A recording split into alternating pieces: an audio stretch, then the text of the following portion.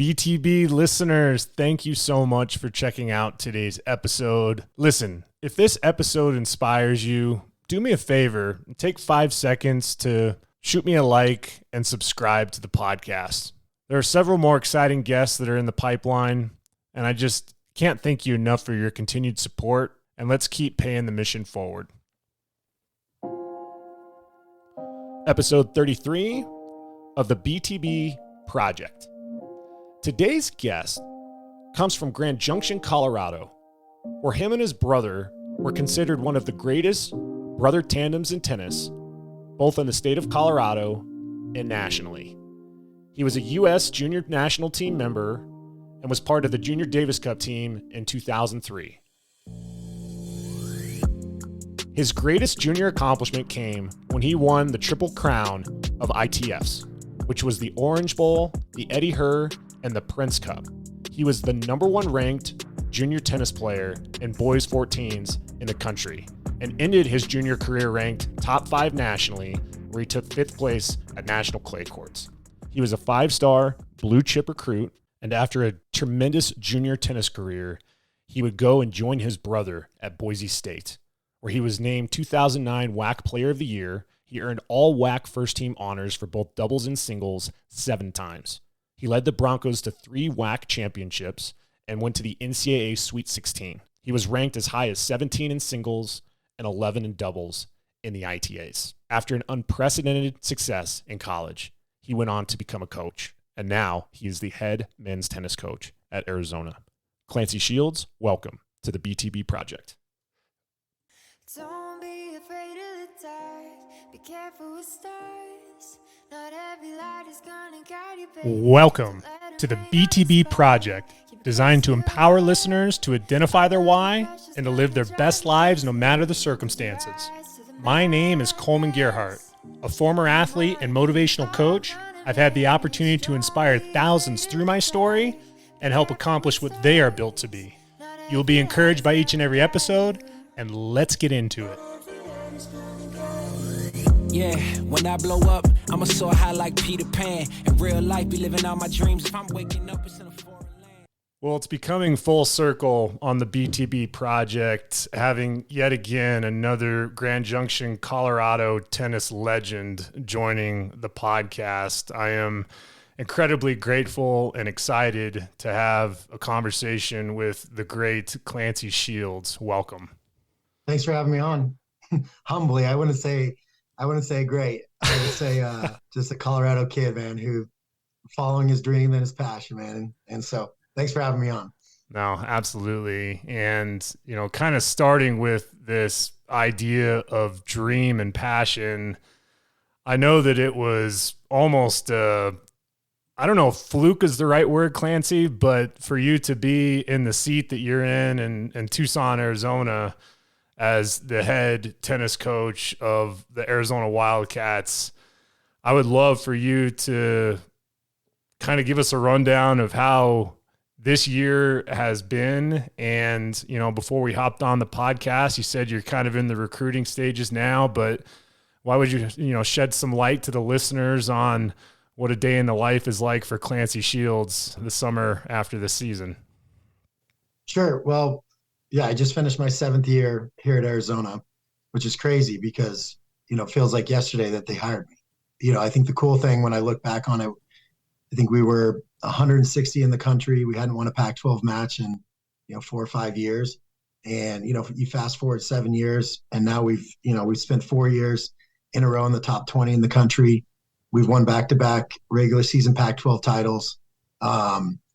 We've been to the Sweet 16 twice in the past 2 years. I mean, it's really been something I'm really proud that we've built here, and we built it from the ground up. And obviously Arizona, growing up, I was a huge Arizona basketball fan. I can remember Mike Bibby and Dickerson, all those guys, Miles Simon winning the NCAA championship in basketball. And I always had a deep love for Arizona. And so when I had the opportunity to jump at this job and to go for it, I was super pumped, no matter what their tennis history had been.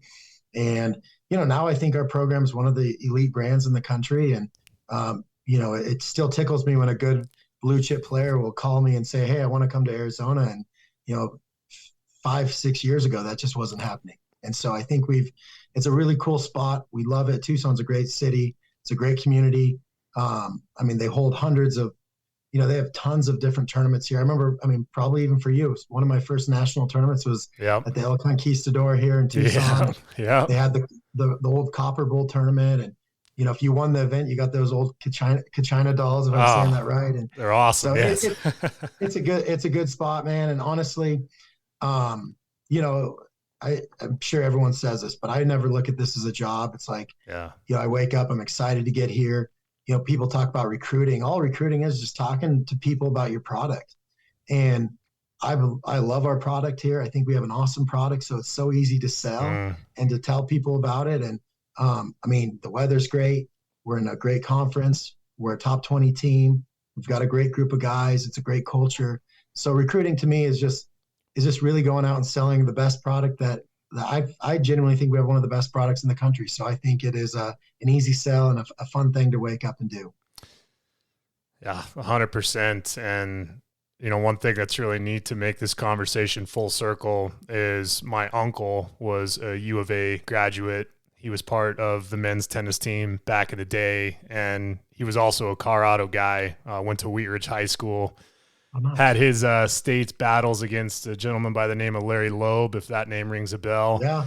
And went to U of A, played 1 year for the team, and was in the architecture program. And he had to make a tough decision going into year 2 if he was going to continue to play tennis or be full-time academics in the architecture school. And he decided to step down, but nonetheless, incredible ties there. I did get a chance to play the Copper Bowl a few times. And when I was doing tennis academy after high school, after I took a gap year, I spent some time in Litchfield Park, Arizona, just outside of Phoenix, where at the Wigwam Resort, they had a couple guys from Poland that pushed me around, and they only spoke 2 words of English, which was run and the S word. So for 13 months, hearing that over and over, somehow, some way, as a Colorado guy, I got the European training and paid off. But nonetheless, I think it's tremendous that you've found home, and just the path of your coaching career. I can relate deeply to being a young coach, and I know there's a lot of guys that are in the Pac-12 right now, and I believe that when you were hired at Arizona, not only were you the youngest coach in the athletic program, but the youngest tennis coach that they've hired in history, right? Probably. Yeah, I don't know why you would ever hire a 20-some-year-old to take over your program, but there was, it's just timing. It was in the right place at the right time with the right people, and I had a vision for the program, and they bought it, and so the rest is history. But certainly, you don't see that much nowadays. That they're offering a 29-year-old the job, and I'm super blessed that I was given that opportunity. So I know that your team has had a tremendous amount of success. And as you mentioned, talking to recruits now, you have a backbone of achievement, success. And a lot of the top guys are looking for that, I'm sure. But it wasn't always like that. From what I understand, Clancy, you inherited a program that had 6 victories within conference over the last 10 years. I mean, just some crazy statistics. And as much as you've had success in your junior tennis career, which we'll talk about, had some success at Utah State, which we'll talk about, what was kind of your biggest fear taking this on? Because I know that you're an ambitious guy. I know that you're someone that blows through walls, but did you have any self-doubt about, man, am I going to be able to turn this program around? No. Awesome. And I'll say it in this way, but, growing up in Grand Junction, Colorado, and where this is, we grew up when, Luke and I were growing up, we didn't have any indoor courts. You shoveled snow off the courts growing up. Everyone my whole life growing up said you could never be an elite tennis player. Why could you possibly do it in a dinky town in the middle of nowhere, Colorado?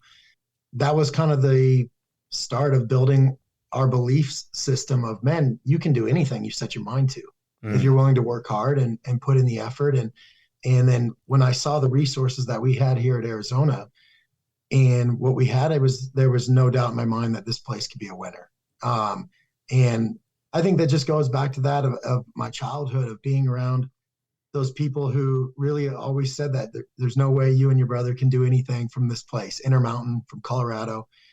What, you'd go to California, you can't beat the California kids, you can't beat the Texas kids, you can't beat the Florida kids, and then you find a way to do it. And it was the same thing when we went to Boise State. I mean, people were saying, oh, Boise State can't be an elite college tennis program. And, we beat Stanford, and we were beating Power 5 programs left and right. We went to the Sweet 16. And I think that's one of the things I've always enjoyed about this, is kind of having that underdog mentality and proving people wrong, that yes, I can do this, and I'm going to show you that it can be done. And I think those type of things help me.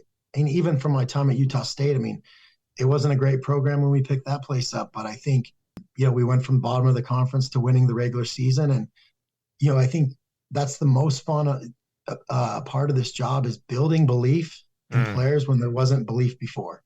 And, there had been certainly times where I was the only one sitting in the room thinking we could do it. And you have to imagine, my first couple of years here and talking to the players that we can beat Stanford. They're like, what? They've won 20 some national championships. How could you do that? Oh, we can beat USC. No, you can't beat them. UCLA, we can't beat them. Well, if you look at it, I mean, we've beaten USC in the regular season 3 years in a row.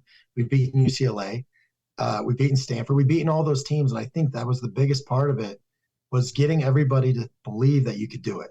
Now it took a little bit of time, of course, recruiting players and slowly kind of working our way up there. But, I think that's the fun part of working with kids, is that, there's always going to be this fear, worry, and doubt about what they can accomplish and what they can achieve.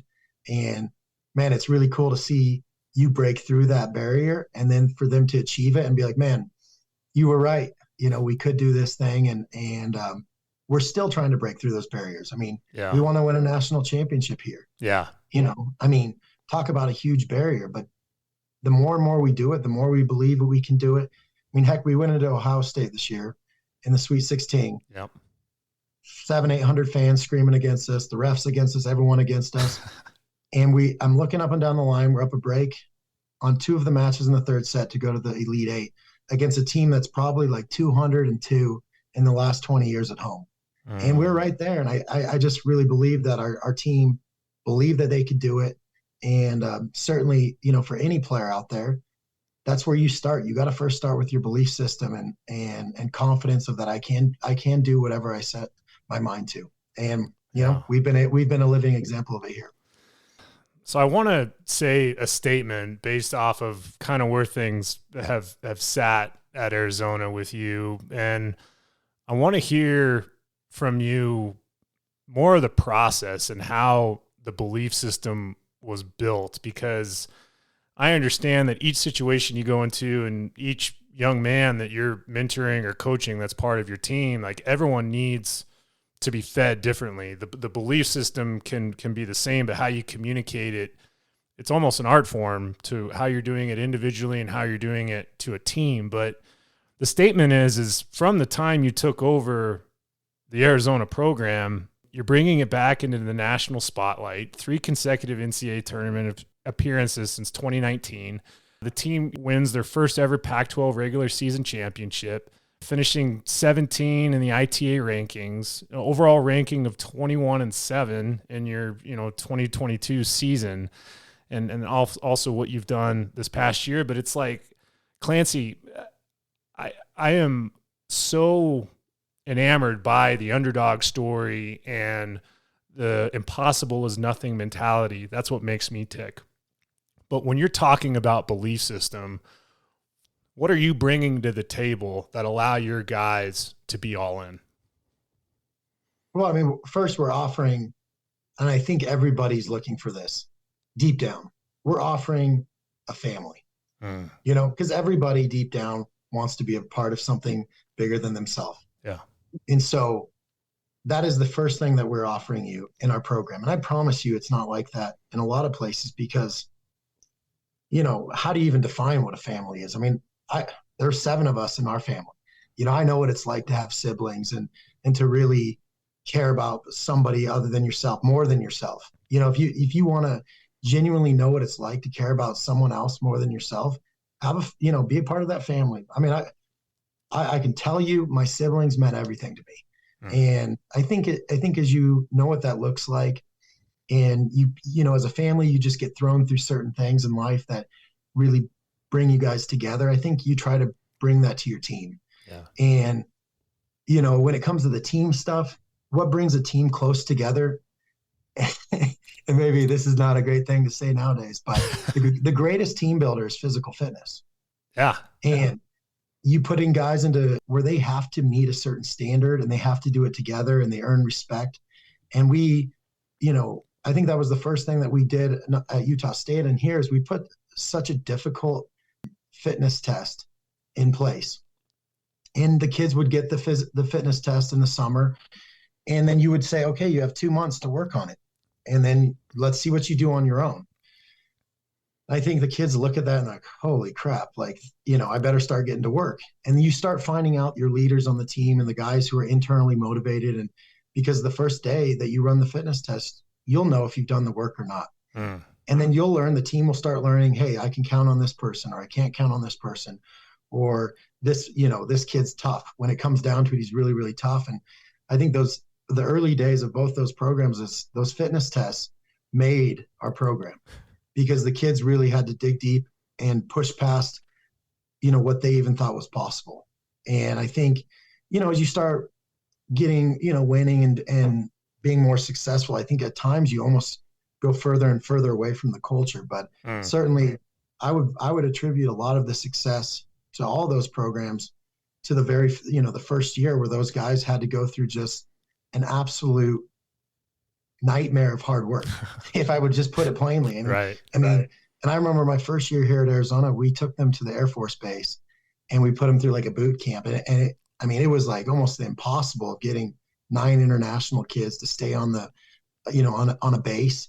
And they taught them about team, and they taught them, they put them through Hell Week or whatever. Like, they're throwing tires and they're picking up their battle buddy and they're, getting goat heads in their fingers, whatever. But I think when you look back on it, it always goes back to your base and the start of what you did in your program. And I think for me, I'd always look back on it and say it was a nightmare of hard work for those guys who started the first year and laid a foundation. And all of those guys call me all the time and be like, are the guys still doing the fitness test? Are they still doing all that stuff? And, it's gotten a little easier as we've gotten a little bit better, but certainly if you've come through our program, you've done a nightmare of hard work. And, at the end of it, you're going to reap the benefits. Man, well said. And I appreciate you tapping into some of the roots of your belief system. And I'd love to go back there, and heck, we can stay in the fitness realm as well, because from what I understand is, growing up in Grand Junction and learning a little bit about your parents, that your dad had a pretty significant boxing background, if I understand, with some of the things that you were doing and with your brother Luke and, your other siblings, growing up, learning how to play the game of tennis. What were maybe some of your fitness rituals that might have came from your pops? Well, I look back on it. I mean, Luke and I both had paper outs. I mean, I think I was 8 or 9 years old. Luke was 10 or 11. And we'd wake up before school and we'd run that route. And that route was about 3 to 5 miles. I mean, and so my dad he'd be rolling up the papers in the car and we would be running back to the car, grabbing papers, dropping it off in people's lots. And it was like a 45 minutes, run every morning to drop off the papers. And so you kind of started the day off the right way of some blue collar work of, I think Luke and I made like $250 a month as like a 9 and 10-year-old. I mean, that's awesome. And then, so you kind of learn the hustle and the grind. You wake up at 4:45 every day, you get the papers, you start getting the route going, and then you got to get it done before school. And so, there's a little bit of physical fitness. I think I look back on it. I mean, we didn't have indoor courts, so we were practicing then before school. No. And we would just put socks over our hands and cut a little slit in it, and you put your rack in to keep your hands warm. And you just did things that were like, back then you just were like so grateful to play. Right. And you never looked at it like from a performance standpoint of like, you just were like, man, I get to play tennis. And I think the fitness stuff, some of the things I think my dad understood, there's a hike in Grand Junction. It's called Serpent's Trail. It's like a 3.1 mile hike. And I remember him, I think we used to do this like 3 times a week. And he'd drop us off at the bottom in the car. And he says, I'll see you at the top in 20 minutes. And it's a 3.1 mile sprint, like uphill. Jeez. And so Luke and I, we would just bust it, and you would go and you just did things like that where you never even looked at it as physical fitness. You looked at it as, here's a challenge and let's go beat the challenge, and all those type of things. I think sometimes we get so specialized in trying to make a tennis champion. Yeah. Well, I think my dad had kind of had this idea. I mean, we used to play hours of just, my dad was all-time quarterback, and Luke and I would play one-on-one football against each other, maybe tackle football, who knows? But I mean, we were constantly playing football. We were playing basketball in the front yard. My dad leveled the top of our house and put a backboard on the top of our house with and flattened it out. So we were like, if it rained or it was too cold, you had a place to hit. And so, I have to give a lot of thanks to my dad who gave opportunity. Yeah. And, you went with the flow. And luckily for me, I had an older brother who was one of the top players in the country. And so you're like, man, I get to play with one of the best players in the country day in and day out, who beats me every day, rubs it in your face. And, I think that really brings you along. But I will say, going back to your original question, I mean, my dad, he had the football background and the boxing background, but I think he brought a lot of the outside elements of not tennis specific stuff, Right. where you're jumping on a trampoline, you're running the hills, you're doing med ball work, you're, doing sleds. I mean, anything you could possibly think about, he had an idea for it, and he made it happen. And I genuinely think most of the skills that you build as an athlete are built before you're like 12, 13 years old. And, Yeah. I genuinely think Luke and I are probably better athletes than we were tennis players. And a lot of that goes to my dad, what my dad did early on.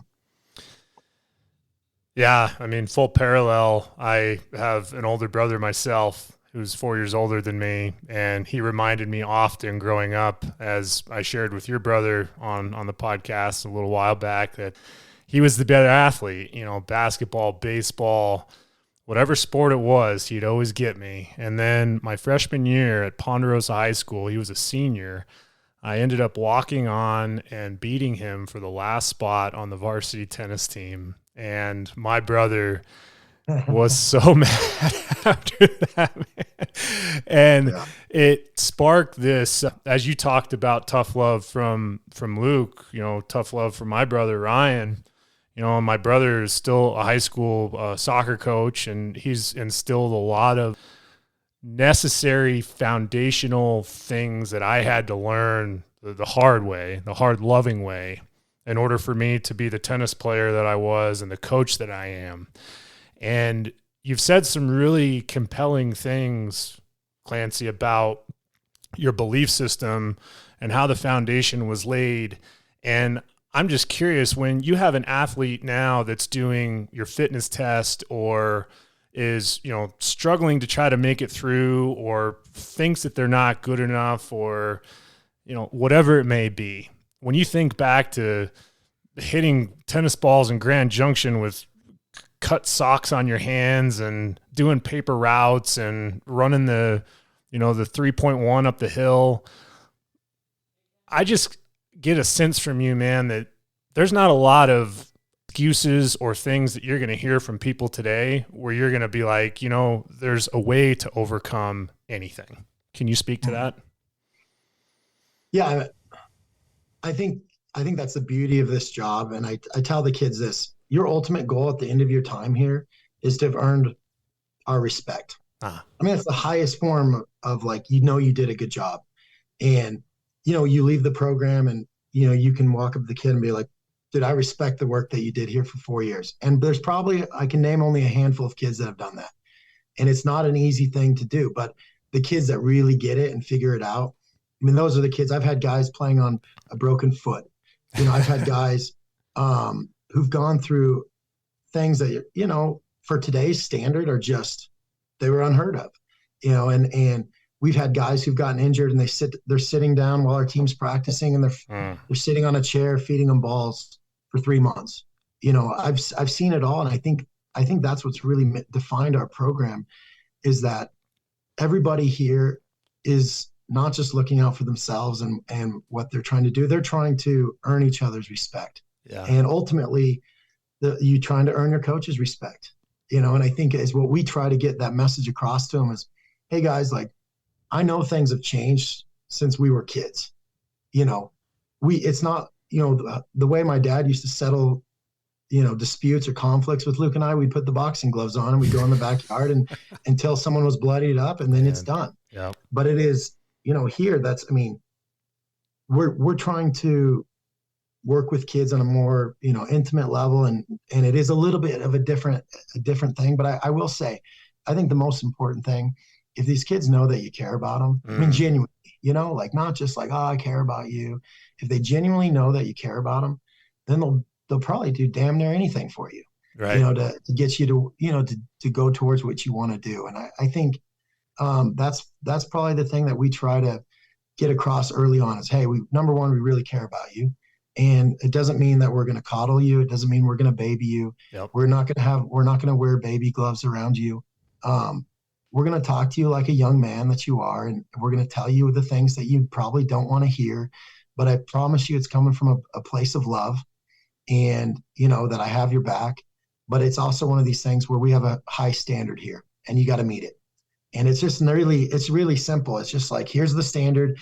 You got to meet it. If you're not meeting it, let's talk about why you're not meeting it and what we can do to meet it. And I think it's like, man, there's nothing emotional about that. No, you know? Pretty black and white, right? Yeah. Yeah. And I don't know. I mean, I think these kids, I think so much of it's gone into, you know, we try to coddle these kids so much and make sure everything's in the feelings. You know, I mean, yes, a lot of tennis is about the feelings, but the thing is, the elite players don't play in the feelings that much. You know, Djokovic, he don't play in the feelings that much. I mean, a little bit, but a lot of these guys that have really mastered this game have realized that, like, I can't play in the feelings because that's emotional and it's up and down, and I'm just trying to find a kind of a place in the middle. But certainly, I mean, to go back to your point, you got to connect with people. And if you can't connect with people, you should be in a different industry, you know, and you can't work with these guys. But it is getting tougher and tougher. Yeah. The kids, you know, you'll hear coaches say the kids are more entitled than ever. Yep. They're spoiled. They're getting everything. They don't work very hard. I call BS on that. I think the kids are the kids. And I think if we just set a really clear path for them, a really strong, you know, thing of what they need to be doing, of what our expectations are and what the standards are here, the kids haven't changed at all, you know? So I disagree with that. And I genuinely think, you know, that's the biggest part. Connect with the kids, set certain standards, and give them a path to follow. Yeah, and I know that, you know, we're talking about, you know, your past and how you grew up, but I'm curious, since you touched on the topic, you know, with when you are recruiting and you're thinking between, I mean, listen, I played 4 years of college tennis at the Division I level. I played 4 Americans in 4 years. And I know that you've come across a lot of international players, and based off of what you've seen in today's day and age, do you see guys that are bringing more to the table on the international front or from our homeland? I mean, we landed the number 2 American player, you know, kind of a farm boy kid from Washington, Colton Smith, who's been one of the best players in the country. I mean, I think we'll go and find whatever's the best person and player for our program. Awesome. Certainly, and I'll say this, and it's just a word of advice for the American kids. Sometimes I think a lot of us coaches recruit the international player because they look at this experience as like it's the beginning of something new and it's a start. And I sometimes think the American kids look at it as it's the end of my journey, you know, and I think it's a little bit of it is perspective. I mean, can you imagine you're a kid from Sweden, you go to America, you're learning a new language, a new culture, everything is different, and you're just excited about it.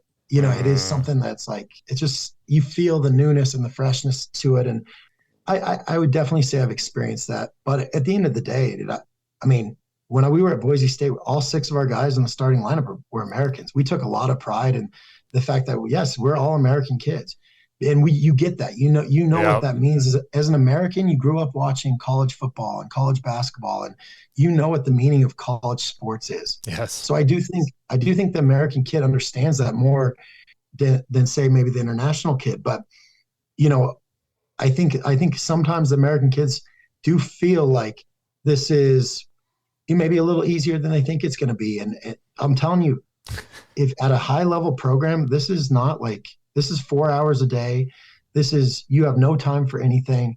It is 100% of a commitment. Yeah. And I think sometimes that gets a little bit lost in what this is. And so I wouldn't say, I think some schools maybe think if I go international, maybe this kid will be better than an American.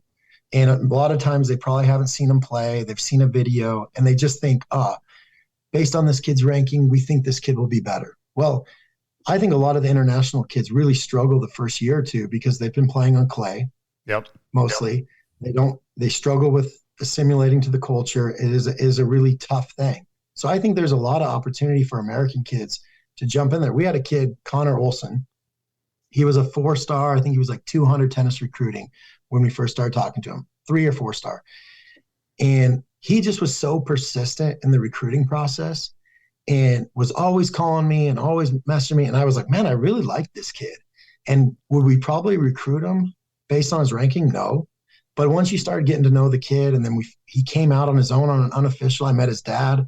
I met the kid. I was like, man, this kid's awesome. We got to have this kid on our team. And then he came in here, and honestly, he most improved player, toughest kid, was our captain. He was a leader on our team. He transferred to Denver this year, and I think played 3 or 4 and did great for them. And so I genuinely think, for the American kids out there, you got to be a little more persistent, really, really go after it and get in these coaches, wheelhouse where they get to know you and see you. I mean, that's the advantage that you have over these international kids is that, it's a short flight away or a drive. Go talk to the coach, go meet with them, park yourself outside their office door. They have to talk to you then. And then you get your foot in the door. Yeah. But I for me personally, hey, if the best kid is the kid that we want here. And, we're not going to win a national championship on the back of a donkey. I know that sounds terrible, but we got to get some studs and some horses in here to perform. But if you have a great work ethic, we can develop you into a great player. And, the American kids have a little more work to do of maybe getting their foot in the door. Yeah. Yeah. And that's encouraging to hear that, listen, there's several pieces to a team, to a program, and to know that culture piece is huge for your program. Talent, yes, but culture is always going to keep the glue together, right? So I appreciate you sharing that. And again, going back to where this all came from and how it was instilled. I mean, your upbringing was very blue collar, was about as untraditional from that typical country club tennis player that you can think of. And it makes me want to talk about your junior career. And as I mentioned before hopping on, I was able to talk to Kellen D'Amico, who's another Colorado guy that had an incredible junior career, junior Wimbledon champion, did some crazy things in the ITFs. And then having Richard Johnson on, which I don't know if you knew this, he won his national championship on a broken foot. So that was pretty neat to hear the parallel there of how you've been helping your players, even if they're injured, still finding ways to get better. Richard was very specific when I talked to him because he's like, man, if you ever get a chance to talk to Clancy, I believe he's the only guy that's won what they call a triple crown. And that is the Orange Bowl, the Eddie Herr, and the Prince Cup in the same year. Clancy, talk to me about that year that you were doing something where I believe led you to be the number 1 junior in the country. Yeah. Look, there's 5 of us kids. My mom was a nurse. My dad worked some odd jobs. He worked for the railroad. He drove school buses. He did a lot of different things. But I think, we didn't come from a lot of money. And so I remember if you back it up 2 years in the 12 and unders, Luke was playing the 14s. I was playing the 12s. We said, hey, we're going to go play this Orange Bowl event. And, oh, by the way, it's in Miami, Florida. So it was interesting. We got in our car. I remember the Buick LeSabre, I think it was a 97 Buick LeSabre, and we drove to Miami. It was a 3-day drive. And I think when people think, oh, I got to play a tournament, I'll just fly there. When Right. you're doing a 3-day drive across the country and to play a tournament, I ended up playing the qualifying of the 12s against a kid from Israel. And I lose like 7-5 in the third, got first time playing on clay. And I felt like I got hosed out of the match. He made some tight calls and match is over. I go back to the car and I'm crying in the parking lot. And my dad comes over and I remember telling him, I said, Dad, I'm going to come back and win this tournament. And, 2 years later, we drove back to Miami, Florida. And this time we were in our RV. But yeah, I think those are the things when you get exposed to things and you fall flat on your face, then it just motivates you to keep working, to keep driving and to keep moving forward. But certainly, when you drive 3 days to a tournament, you don't want to lose. You didn't go there to lose. You're going to fight. You're going to focus. And especially coming from limited means. I mean, my mom worked 3 jobs to basically help us play these tournaments. And, sometimes you just be in a match and you're losing or things aren't going your way. You're like, God, mom's working her tail off to give us this opportunity. There's just, I can't lose this match. And I think when you're in the 12s and 14s, those are things where, man, whoever wants it more wins. Yep. But I think that's also the thing that tripped me up for me moving my career forward when I got into the 16s and 18s is that it's not just willpower that's going to help you win. You actually need to have skill. And I think that's the thing. If I had to go back and do it all over again, I would have probably taken about a year off when I was, 15, 16 years old, after you've kind of gone through your growth spurt, relearn the game and really teach yourself how to properly play the game and then go out and try to win with it. But I think for me, it was I had some success and then I tried to become a pro tennis player without really the skill set that you need to have.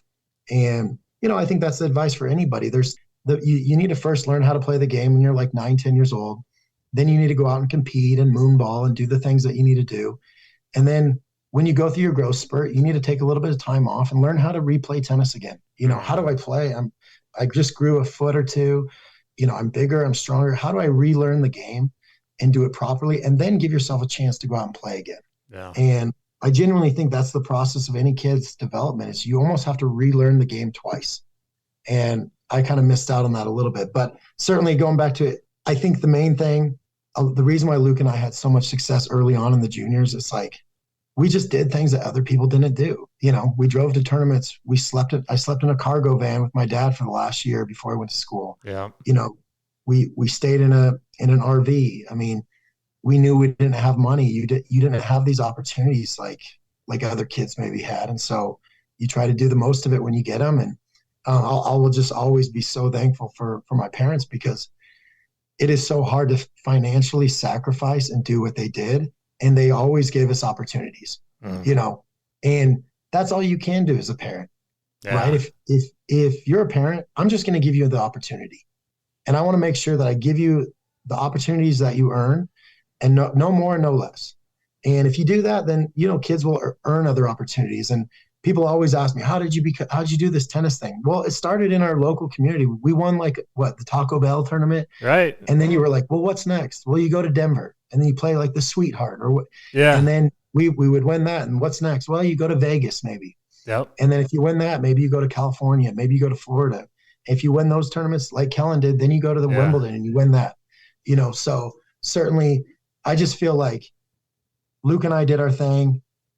We'd get to the end of what that opportunity was and our parents would give us another one. And I think that is genuinely my advice for parents is like, don't do it, the work for the kid, just give them an opportunity. And if they earn something, another opportunity, give them that opportunity. But it is one of these things where we were blessed to have little means, but we had a lot of opportunity. The thing that I love and admire about you, Clancy, is when I'm teeing off these incredible accomplishments of your career, you immediately start reflecting on the process. And I just think that is very similar to something that I can relate to is any trophy or, thank you card or whatever it may be. I'm always thinking about what it took. Growing up in my life, I talk to you a little bit about my brother and that tough love. And I grew up in a dysfunctional household. You know, my mom was an alcoholic, and I really had the tennis court that got me away from that environment. And I grew close to my dad and my uncle, who, you know, I told you about, went to U of A. And you kind of look back at that, and in the moment you're like, gosh, I don't know. I mean, Buick LeSabre, I don't know how fun it was for you to sit in that car for 3 days, but nonetheless, you look back at those moments and you're like, wow, these are actual building blocks to my belief system, to how I'm going to lead the group of men if I am ever blessed to have the opportunity to be a college tennis coach. Like, and I want to go back to those 2 years. So Luke graduates, goes to Boise, and you have this 2-year period where the Winnebago's sold. You're downsizing to the windowless van, right? What was it like those 2 years with your dad before you went to college? Well, so Luke, actually, it's funny because Luke was 2 years older than me.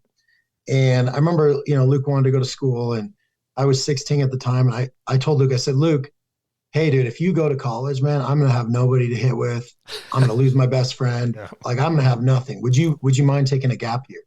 So Luke actually took a gap year. Okay. So I really only had 1 year with my dad. But I got you. I mean, you want to talk about loyalty? You know, you ask your brother, hey, dude, would you take a gap year for me? Like, I really need you.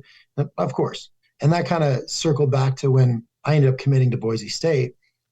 I remember Luke and I, we said, hey, do you want to go to the same school together? And he's like, no, dude, let's do our own thing. You know, we've always done this together. Let's do our own thing. I'm going to Boise. You should go other places. You know, I went to Michigan. I went to Florida State, you know, on some other visits. And so I had no intention of going to Boise State. And then Luke calls me up. I don't want to say crying one night, but he pretty emotional. And he goes, hey, dude, I need my buddy. I need my friend, you know? And he's like, would you mind coming to Boise State? 100%, I'm coming. So I don't even feel like I took a visit. I was like, that's part of loyalty and family. And Luke kind of took that gap year for me. And then when he asked me to come to Boise, it was a no-brainer. It's like, I've got you, man. Like you want to be on the team together? 100%. But going back to that year with my dad, yeah, we sold the 23-foot Born Free camper, and we downsized to, my dad hates it, but he called it the creeper van. It was just a cargo van, no windows. And he put kind of a bunk bed system in there. And it was one of these things where, you know, I'm a college coach now. We stay at Marriott's, we stay at nice places. And, you know, when I was with my dad, we were sleeping in Walmart parking lots. You know, you were basically just drenched in sweat the whole night, you know, when you're playing, because you didn't have an AC unit in there. And I just, looking back on it now, I'd be like, man, it's just impossible to think that you could do that. But in the moment, I was just so grateful to be able to do that and to play tournaments and to follow your dream and your passion. And ultimately, I mean, you know, you're with a parent and you're like, God, this is when I'm hanging out with my dad for a whole year, 24/7, sleeping in a cargo van. But I mean, when you look back on it now, it's like, man, those were one of the coolest years of my life. I mean, I got to really get to know my dad, probably better than any of my other siblings, you know, to have that kind of bonding with him. You know, and I got to see the country. I got to travel and play tournaments. I made friends with people who were much, much older and more mature than me, and learned a lot from them. But, you know, we did it cheap. We were doing spaghetti in our little bowls of cereal. I heard. Like, what was your cereal you were munching on in the creeper van? Yeah, it was. Yeah, I mean, we did it.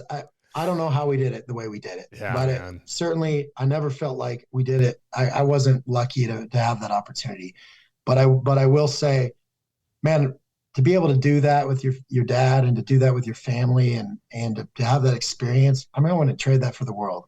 And you know what? I look at it too. It's like, it keeps you out of trouble. Yeah. You know? Yeah, man. Like, think about all the things you can get into trouble as a 15, 16, 17-year-old kid. I mean, I'm about as rambunctious as they come, and a risk taker to a T. Yeah. I would have gotten in so much trouble if I was just going to normal school, but I was off doing this thing. I had a goal, I had a purpose, and I had, you know, a family around me, and I was really lucky to get to do what I got to do. And so I never, you know, I just don't look at it as like a challenge. I looked at it as, man, that was such a cool time in my life.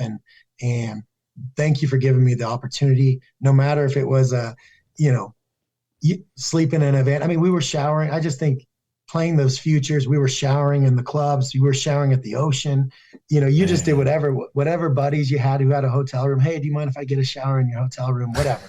But certainly a great time in my life. And now that my dad's, getting up there, it's like, that's a pretty cool thing to share with him.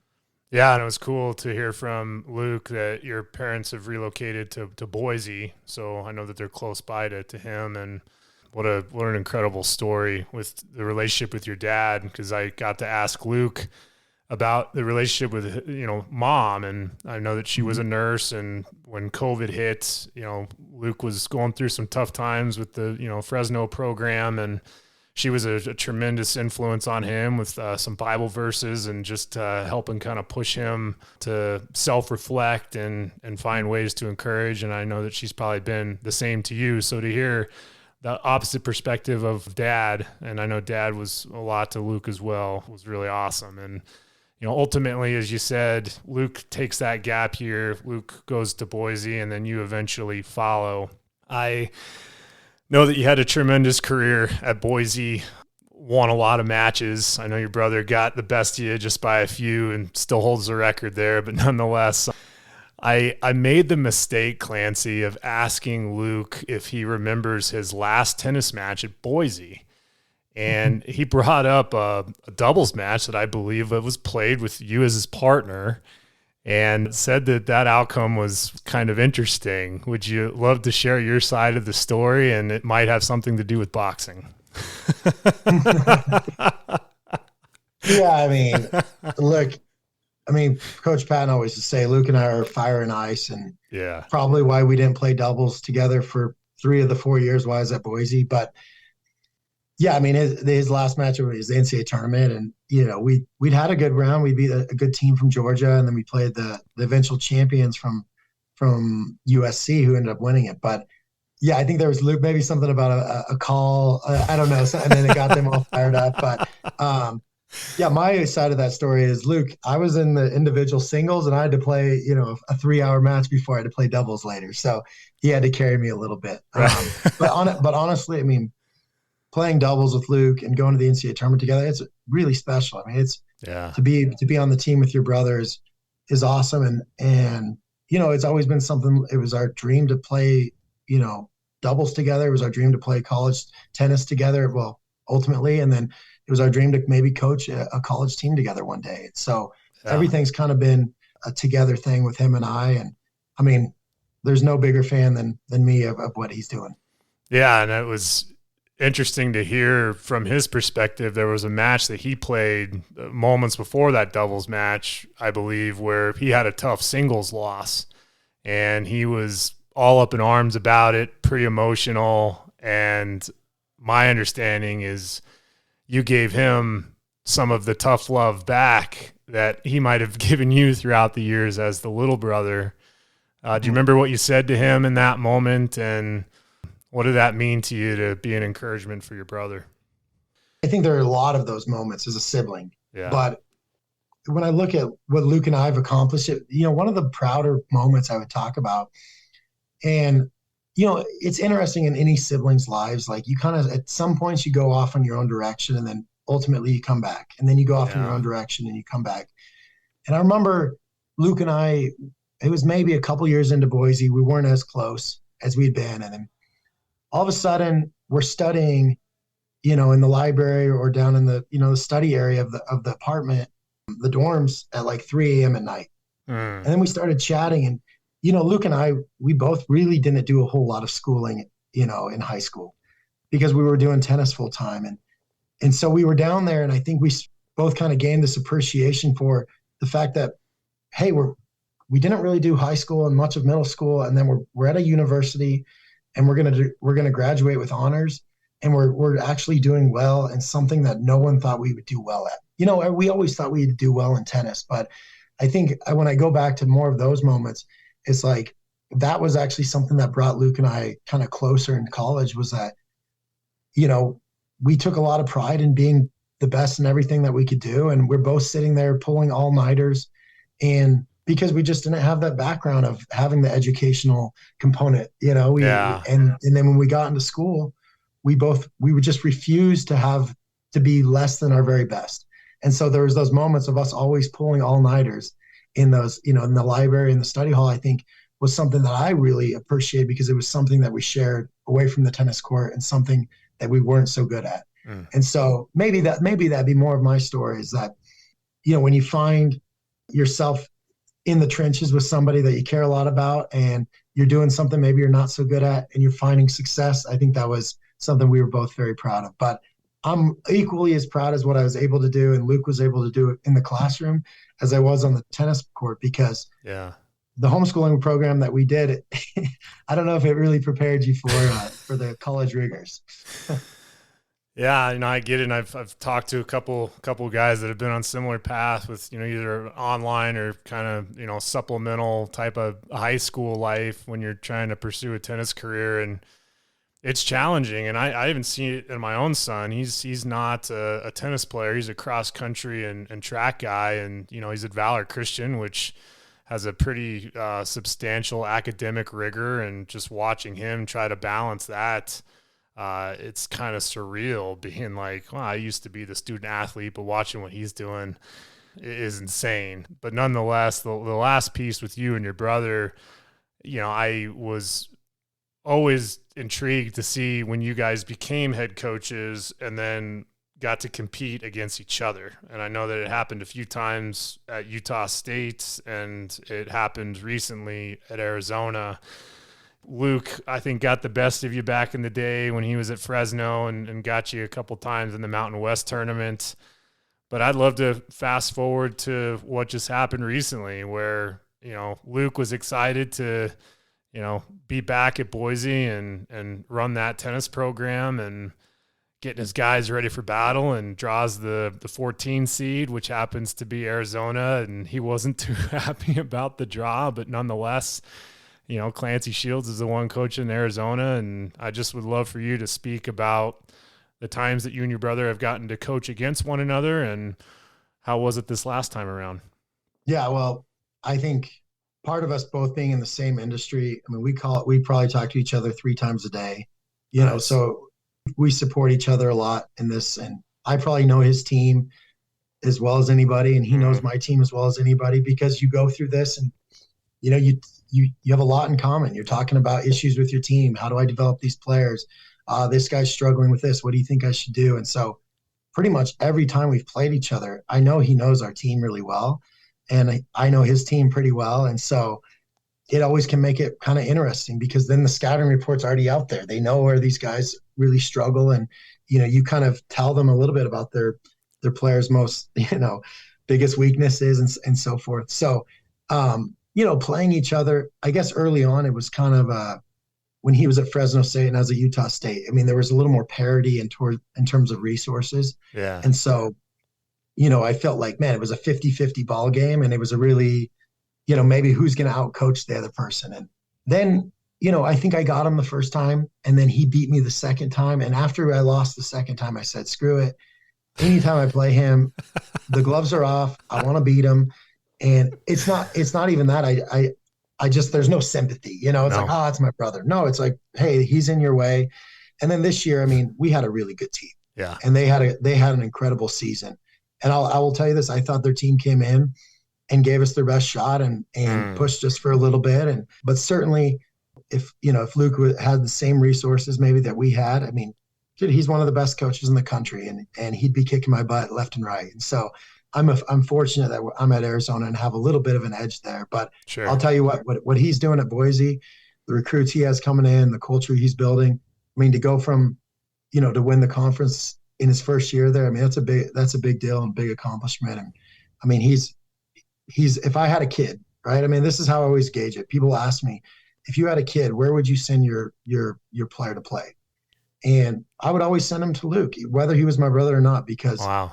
The guy's loyal. He has your best interest at heart. He knows, he's going to push you. He knows that he's going to be fair. So I think these are the things. I mean, you have kids now. Where would you send Yeah. your kid to play? Knowing what you know now, like, and I know all the coaches, right? You start getting this and you say, man, who are the best coaches in college tennis? And where would I send my kid to go play? And I think when you look at that, I start narrowing it down to like 4 or 5 coaches, and my brother tops that list every time. So I Wow. think he's an incredible coach, an incredible person. And honestly, I think I'm 8-1 against coaching. So I don't know what he told you, but I mean, it's a very skewed win-loss record for him. So I hope he can one day catch up a little bit and make it a little more even. No, absolutely. And I mean, as we're winding down here, Clancy, I have kind of another statement for you, and would love to get your perspective on a question I have. I mean, you've taken us through a lot, and pretty good idea of what made you tick, but you know, you and I are cut from the same cloth. I played tennis at a very high motor, very expressive. My hair didn't grow out this way like yours. I didn't have the smiley face socks, but I certainly went out there and I grinded, man. And the athletic piece, the will and drive piece, the put your head down and go to work piece was never a question for me. And, you know, when it comes to the statement that I came across, you know, it says here that, you know, people do not take notice when you take pride in your work. You just put your head down and you grind and you make sure you're giving it your all. And, you know, I think you're just maybe a tick or two above 30 years old now, but, you know, you're part of the Pac-12 as still probably one of the youngest coaches in the conference and probably in the country. But when it comes to, you know, advice, and I don't know if you want it to be advice that you want to give the 16-year-old Clancy Shields, or maybe the advice that you'd give a 16-year-old Colorado tennis player that is just trying to navigate life, that's trying to figure out their next step with, you know, athletics, life, so on and so forth. I would love to hear, based off of what you know now, even in your young tenure, what advice would you give? Well, as you're asking that, I kind of came back to a story. It was my second year at Utah State. And my third year at Utah State. And we'd kind of broken through a little bit and had some results. And, you know, ultimately, I didn't see myself staying at Utah State forever. But I was certainly, you know, as a young coach, I liked what we were building and so forth. And I started, you know, my first year we built the program. My second year we started having some results. And I think a little bit into my third year, I'd gotten off track. And I was focused on the results all the time. And when we weren't getting them, you know, my blood would boil and I'd be trying to figure out why. And actually our women's coach, Sean McInerney at the time, he pulls me in, and we'd both gotten hired at the same time. And he says, "Hey, we're buddies, dude. And I really feel like I want to tell you this because I've been watching you each day and I just don't think you're doing a very good job." And he's like, the person that came in and we started with, that was the person that, like, the passion and the joy, and it was all for the right reasons. The guys would have ran through a brick wall for you. And he was telling me all these things about, like, why he respected me and then why he felt like I'd lost that. And he said, look, I think the thing that you need to do if you want to have success is just go back to, like, having fun, show them, like, who you are, and not being thinking about all the results and getting the job done on that front. I literally, the next few practices, I said, well, how do I show that? I said, look, I'm just going to go out and I'm going to play in every practice. I was 26 at the time. I could still play. And I think ultimately that kind of said, like, the guys started seeing the joy of me playing and having fun and attacking things, but also having fun. And I think that would be the part of it. It's like with everything, I see this all the time with our kids, especially when they leave the program here. What am I going to do with life? I get a job. I mean, I can't afford a house, and I don't have any money. Do I stay in the country? What do I do? I mean, it is so interesting to see the kids go through this process. And I always kind of go back to that time, and I always be grateful for Sean for stopping me in my tracks and being like, hey, dude, you need to change. And it takes somebody to have some courage to say that to someone else. Yeah, you know, absolutely. And honestly, it was probably the defining moment of me changing not only the trajectory of my career, but I bought a house there. I ended up saying, you know, I'm putting roots down here. This is the place I want to be. I'm not focused on anything else. and it ultimately helped me get to Arizona. But going back to that, I just tell the kids, dude, life is like a mystery. You don't know where it's going to go. Yeah. And you really have very little control of it. When they offered me the job here at Arizona, the AD told me I had an hour to decide, Wow. I mean, and life's like that, man. It's like life opportunities come your way and you say yes or no, and you go in a certain direction. But I will just say, you just have to have faith in what you're doing, and don't focus on like the things that you can't focus on. That's so cliche as a coach, but I'll promise you, man, just put your head down, go to work, and do it with passion and joy. Genuinely, like when you see people doing things with passion and joy, people will follow that. But if you see people doing it because, hey, this is a stepping stone to my next job, or hey, I need to perform in order to get my next promotion or do this, man, you just be like, man, you're sucking all the life out of what you're doing. And like every single day, you're either an energy giver, an energy taker. And if you walk in the room and the players and the people feel that, man, you're giving energy, you're giving life to the situation, people will follow you.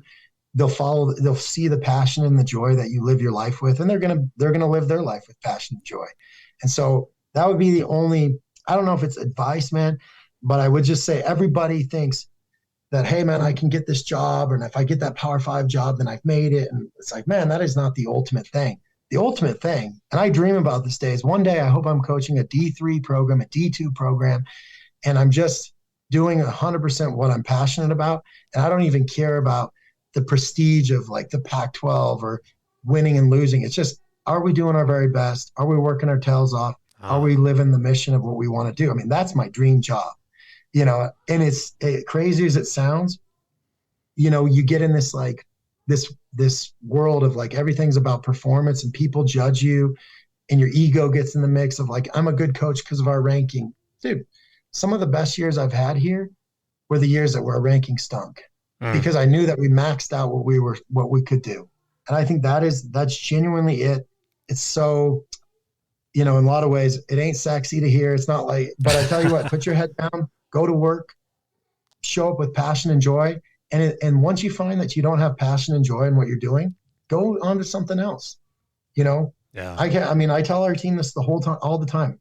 The second I don't enjoy what I'm doing here, I'm going to go do something else, because life's too short to do something that you don't enjoy. And right now I love it. I love every minute of it. So we'll keep that thing going. Yeah. It's full circle to hear that passion and joy is what we're all trying to find in life. And the BTB project was built just on that platform, is to help people identify a why, because you and I both know that why can overcome any how. And Clancy, I'm just so impressed with what you've done at Arizona, Utah State, your time at Boise as a player, and your time in Grand Junction, hearing about your family, your parents, your wife, and being a nurse parallel to your mom is just unbelievable. It's a tremendous story, and I wish you continued success in your role, and keep that passion, that dreaming, that desire to impact these young men, because you're not only giving to them the 4 years that they're playing for you, but those are going to be tremendous people day in and day out in life, and that's all you can ask for. So thank you again for taking the time to join the BTB project. Thanks for having me on, and thanks for the work you're doing, man. Appreciate it. Appreciate it, Clancy. Tremendous takeaways from Clancy as he walked us through, again, the journey of him and his brother playing really the highest level of tennis that you could think of, and doing it from a pretty uncommon place in Grand Junction. But that piece where he talked about someone coming to him and asking him to be more accountable, that time at Utah State, and said that he could be better. It's amazing in our lives, and you as the listener, how important it is to understand that receiving that tough love, receiving that accountability conversation, receiving words to help you become the best version of yourself is so important. And I think that lesson that Clancy taught us today is key in each and every aspect of our lives. That's the true mentality of getting 1% better each and every day. Having people feed into our lives to pivot, to make adjustments, to get back on the path, on the trajectory, to do great things. I appreciate each and every one of you tuning into the episode today. Listen, if this episode gave you encouragement, if it was something that you could resonate to, do me a favor, subscribe to the podcast, share the episode with a friend. The BTB Project is about community. I can't thank you all enough for taking the time to join me, hear Clancy's story, and I look forward to the next one. Take care.